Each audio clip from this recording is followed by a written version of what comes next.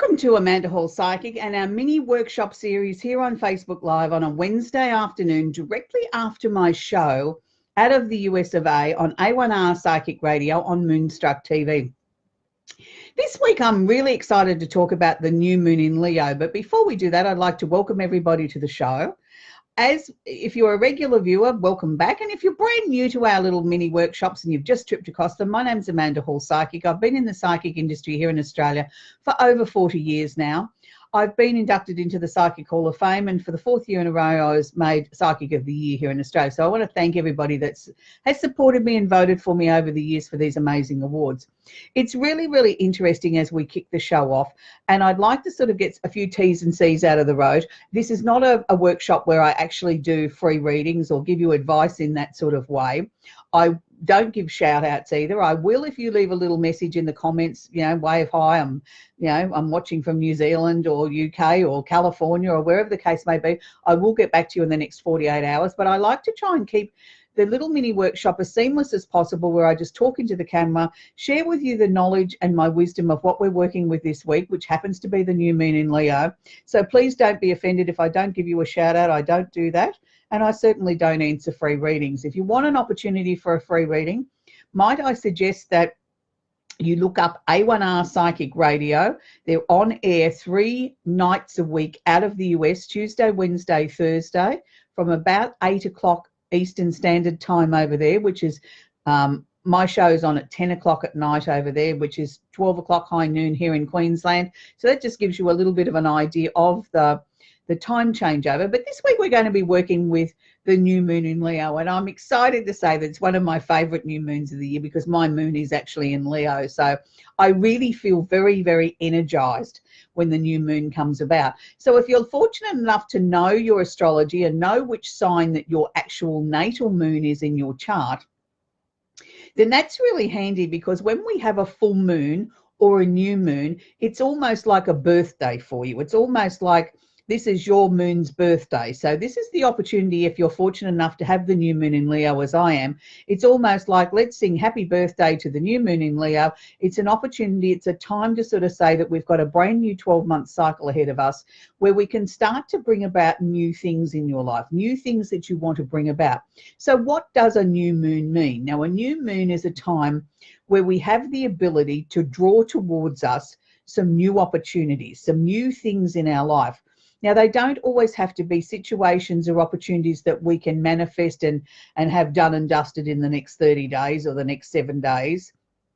This can just be new ideas that we're putting down on paper, things that we would like to bring towards us. Sometimes we might have things that are really almost immediate, that we're ready to launch a new product or a new service or start a new job, and we're starting it under the new moon, and that's terrific. And other times it's something that's a little bit longer range, and we're sort of starting to we've got the seed or the idea that we're putting down on paper, and we're going to start to try and bring that to fruition. So how do we go about working with a new moon energy? Now, the new moon, let's get the dates. The date is the 11th of August that the new moon will be here in Australia. The new moon energy goes for approximately 2.5 days. So I roughly say, let's round it off and make it 3 days.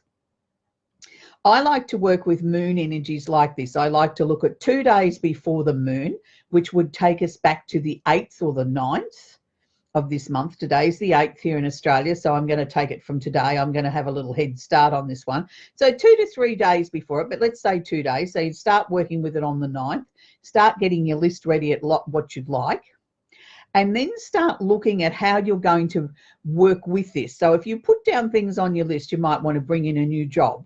You might want to make some changes in your life. You might want to sort of look at, okay, what are the things that I would like to achieve in the next month and the months ahead in the next 12 months? For me personally, this year I'm looking at, normally I put down on my list, I'd like something exciting and new to come into my work life, because I'm always looking for something different to get my teeth into. This year I'm looking to slow down a little bit and sort of just enjoy more of what I've worked so hard for, in as much as that sort of taking a step back a little bit from work, not giving up by any stretch of the imagination, but just streamlining it a little bit more so I'm not working as much and get to enjoy more of other areas of my life. And I think that's something that we can all look at Are we really managing our time?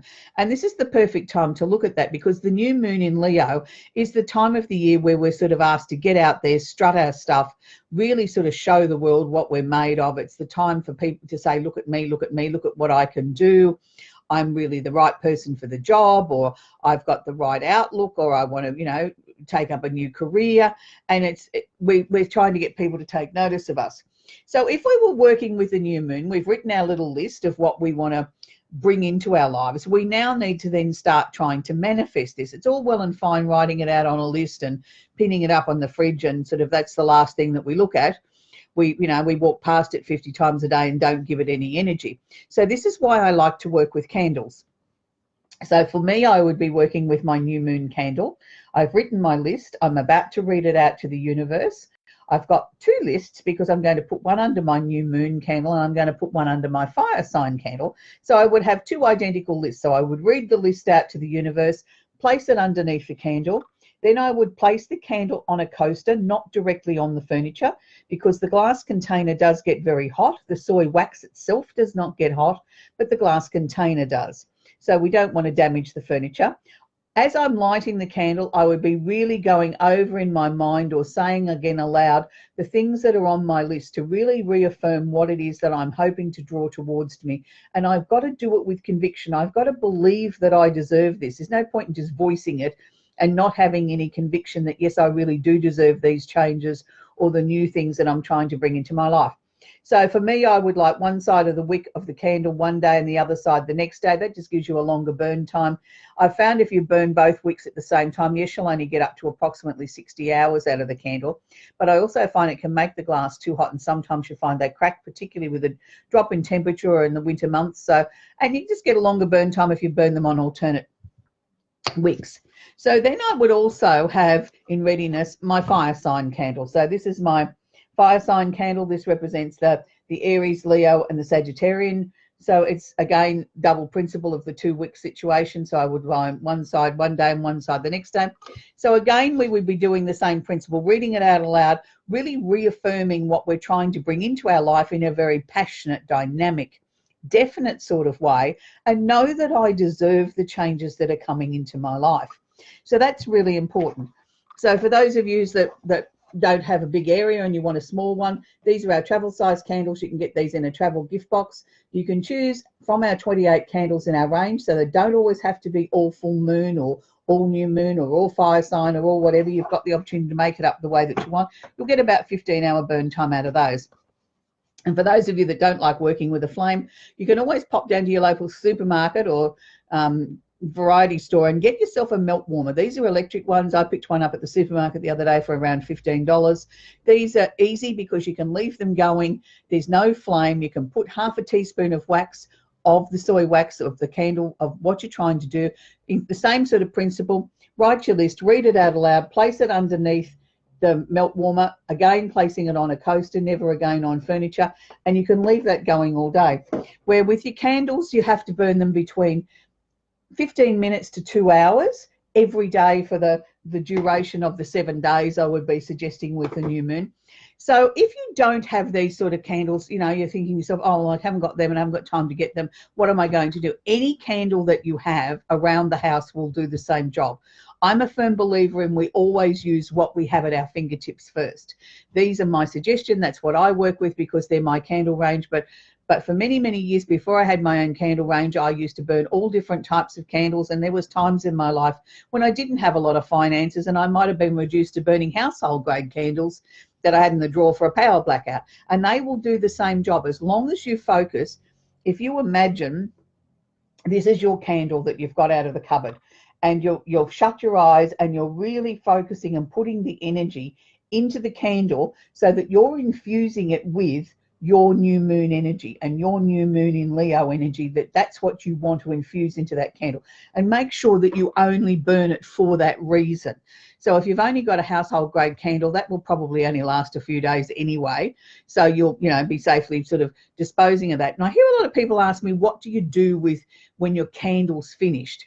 Well, I suppose depending on what it is, with my glass containers, I like to wash them out and try and repurpose them, put a pot plant in them or do something like that with them, or put cotton balls in them. It's entirely up to you. But if it was just a straight household grade candle and you get down to the bottom of the candlestick, I think then you can either safely bury it or you can dispose of it in the trash as you normally would, other things that are no longer useful to you. It's not something that you necessarily have to go and dig a hole in the backyard and bury it or send it to the certain dimensions. It's entirely up to you how you want to work with it. So the new moon in Leo is a time where we're really being asked to sort of have confidence in ourselves, have confidence in our abilities and what we're trying to bring into our lives. So a lot of times we get to this sort of time of the year where we're into August and we're sort of saying to ourselves, we're nearly 3/4 of the way through the year. What have I achieved? What have I done? You go back and you look at your little list of what you had at the beginning of the year as your New Year's resolutions. You might add 10 things on the list and we can safely, comfortably say we've done 1, maybe 2. Another 4 fell off the wagon. I will forget about the rest. And you sort of think to yourself, why did I have those things there, and why was it they were so important then and now they're sort of like I really don't care, or they really don't fit where my life's heading. It's always good to have some fresh new ideas at the beginning of a year, and I think it doesn't necessarily mean, it's not a matter of whether we've achieved everything on the list. It's a matter of we came up with the suggestions, we came up with the ideas, and I feel that's the important thing. Then what we achieve is a bonus. So it's like, here's a little map, here's something that we can go by if we've got nothing else in our lives to continue on with. But most of us find our lives get busy with work and children and families and just being alive, that a lot of these things as we go through the year become less important, or we've changed direction. So the new moon in Leo is asking us to refreshen or relook at, revisit, look at sort of, okay, well, those sort of things are now obsolete, but what can I put in their place? What is it that I want to sort of carry me forward to the end of the year? Now, many people will be feeling like they've got so much energy, they don't know what to do with it, but they go to do something and think, well, that's not what I want to do. That's not what I want to do. And it's like, I've got all this energy, but I don't know what to do with it. Don't be despondent. It's a matter of a process of elimination. If you're going through these things and crossing them off your list in your mind, no, that's not what I want to do, and that's not what I want to do, it will be replaced with something new or something innovative. And it may just be the time to sort of say, well, it's okay, I just feel terrific. I feel energized, I feel relaxed, I feel ready to take whatever the universe is going to offer me. Sometimes it's great to just have a surprise or two presented to you in the most positive of ways. It has been a very difficult year emotionally for a lot of people. This would be the perfect time to sort of maybe just sort of take a little bit of a step back and say, okay, I've had a lot of people in my life that have created a lot of drama.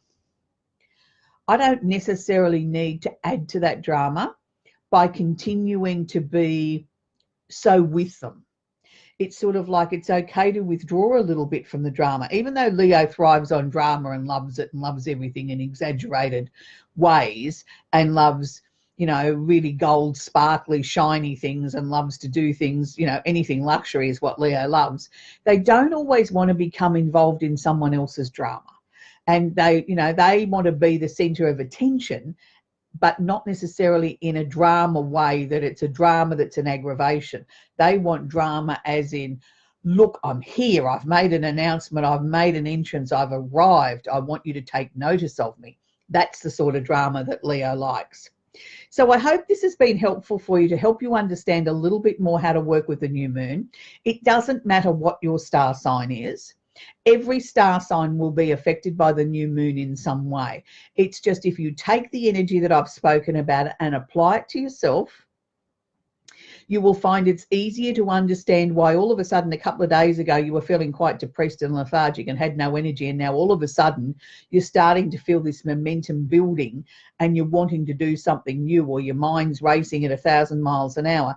It is because of the new moon energy. So, look, I'm not a crystal person. I can't tell you which cycle to put your crystals out under the moon to cleanse them or whatever. All I can suggest you is do what feels right to you. I tend to do things that feel right to me. I'm not a crystal person. I know a little tiny bit about some crystals, but I certainly don't know anything about the moon cycles connected to crystals. I just know that the moon affects our emotions, and we are all governed by emotions, whether we want to admit it or not. and we all do get affected by it. And the new moon can sometimes, a lot of people sort of associate a full moon as a time of the month where they find difficulty in sleeping. Then I have another group of people that also say to me, but I get affected under the new moon. It's the new moon when I'm restless. It's the new moon when I can't sleep. It's the new moon that keeps me awake at night. Not because I'm worried about anything or I'm releasing anything. I'm just so excited and so full of ideas that I can't turn my mind off to go to sleep. So maybe as we head towards these new moons, if you're one of those sort of people, maybe find a way of making your mind be still before you go to bed. I know, look, a lot of experts don't suggest that you lay down in bed and watch telly and watch TV, and that's not a good thing because it supposedly hypes you up. I find the exact opposite for me. It's the greatest thing to make me go to sleep is turn on a movie or something like that. I invariably fall asleep in front of it, or near enough to falling asleep, and turn it off. So find the thing that works for you. I think it's a matter of being able to switch our mind off. And if you're a person that's very active and always doing a lot of things in your life, you will find it very difficult to turn your mind off, because your mind will be going round and round in circles all the time, looking at the new potential ways of things happening in your life. So what I'm suggesting to you is, if you're one of those people, try and find a way of relaxing, whether it's have warm milk, whether it's meditate, whether it's play some music, or, you know, get off social media, watch something that sort of almost is boring and makes you go to sleep. I used to, when I used to work in the middle of the night and used to work at Psychic TV, and you can imagine being amped and working with people and emotional issues for 3 hours, then come 2 o'clock in the morning and you're finished. You weren't ready to go to sleep. So I used to sort of make some warm milk, and I'd turn the telly on in the bedroom, and I'd put on the most boring show I could find on television.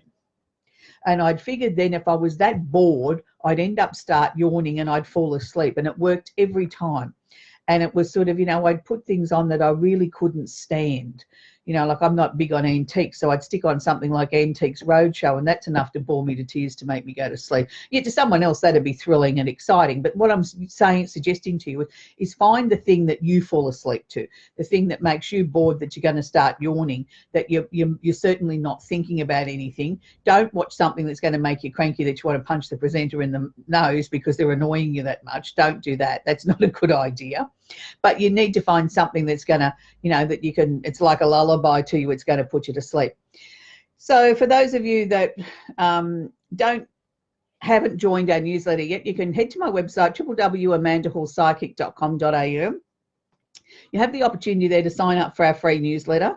And our free newsletter, when you first sign up, gives you the opportunity to get your very own free astrology chart, which is approximately a 16-page document that we email anywhere in the world. And yes, it is free of charge. You're under no obligation to buy anything from me or stay with us. You know, you can just get your free chart and go if that's what you want. But, you know, we always have exciting and new different things coming up over at Amanda Hall Psychic. For those of you that might want a detailed reading from me, you can look on my website and see all the choices that we've got there. When you get to the coupon box at the checkout, type in the word Facebook and you will get a discount there.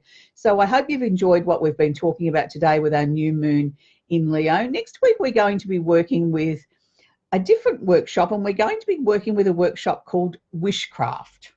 So this is going to be teaching you how to change your wishes frequently, how you can bring towards you the things that you want in your life, whether it's love, money, a move, maybe just peace of mind. Maybe you want to reconcile with somebody from the past. So join me again, same time, same channel next week for Wishcraft. Will be our workshop next week. And for those of you that might want to play catch up and watch some of our previous workshops, you'll find in the little blurb there, I do have an actual Facebook page set up where all my previous shows from A1R Psychic Radio and my workshops are there. This workshop is workshop number 25. So there's 24 before this, talking on many different subjects. So until next week, be kind to each other and have a great week. Bye for now.